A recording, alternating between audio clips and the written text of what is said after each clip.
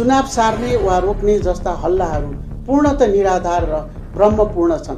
2082 फागुन 21 गते हुने प्रतिनिधि सभाको निर्वाचन अब केवल एउटा कार्यतालिका मात्र रहेन। यो हाम्रो देशलाई स्थिरता दिने र नयाँ युगको सुरुवात गर्ने एकमात्र निर्विकल्प मार्ग हो।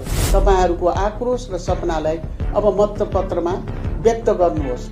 आदरणीय दिदीबहिनी तथा दाजुभाइहरू, नमस्कार। आज म हाम्रा स्वाभिमानी र गौरवशाली नागरिकहरूका सामु एउटा विशेष र दृढ सङ्कल्पका साथ उपस्थित भएकी छु। हामी सबैलाई थाहा छ, केही समय अघिको जेनजी आन्दोलनले हाम्रा सडकहरूमा एउटा फरक कम्पन पैदा गर्यो। त्यो छटपटी र त्यो आक्रोशले हाम्रो समाजलाई केही हदसम्म बितोल्ने प्रयास गरे पनि त्यसको भित्री सन्देशलाई सरकारले गम्भीरतापूर्वक लिएको छ। एउटा जीवन्त लोकतन्त्रको सौन्दर्य नै यही हो कि यसले हरेक सङ्कटको निकास सडकको हिंसाबाट होइन, संवाद र जनताको मतबाट खोज्छ।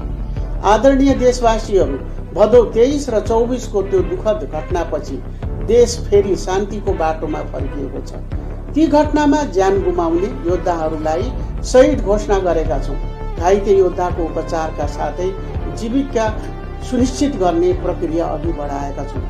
क्षतिग्रस्त संरचनाहरूको पुनर्निर्माणका लागि भौतिक पूर्वाधार पुनर्निर्माण कोष मार्फत काम थालिएको छ। अब हामीले ती नमिठा पलहरूलाई बिर्सेर एउटा सुन्दर र स्थिर भविष्य निर्माणतर्फ हातमा हात मिलाएर अघि बढ्नुपर्छ। अहिले कतिपयको मनमा एउटा जिज्ञासा र केही ठाउँमा भ्रम पनि छ। प्रश्न गर्नेहरूले भन्ने गर्नुभएको छ, के देश साँच्चै चुनावतिर बढेको हो? तर के सरकारले शान्ति सुरक्षाको ग्यारेन्टी दिन सक्छ? आज म यही मञ्चबाट देश र दुनियाँलाई प्रश्न पार्न चाहन्छु। 2082 फागुन 21 गते हुने प्रतिनिधि सभाको निर्वाचन अब केवल एउटा कार्यतालिका मात्र रहेन। यो हाम्रो देशलाई स्थिरता दिने र नयाँ युगको सुरुवात गर्ने एकमात्र निर्विकल्प मार्ग हो। म तपाईहरूलाई आश्वस्त पार्न चाहन्छु, चुनाव सार्ने वा रोक्ने जस्ता हल्लाहरू पूर्णतः निराधार र भ्रमपूर्ण छन्। यो सरकार तोकिएको समयमै निष्पक्ष र भयरहित वातावरणमा चुनाव सम्पन्न गर्न चट्टान झैँ दृढ छ।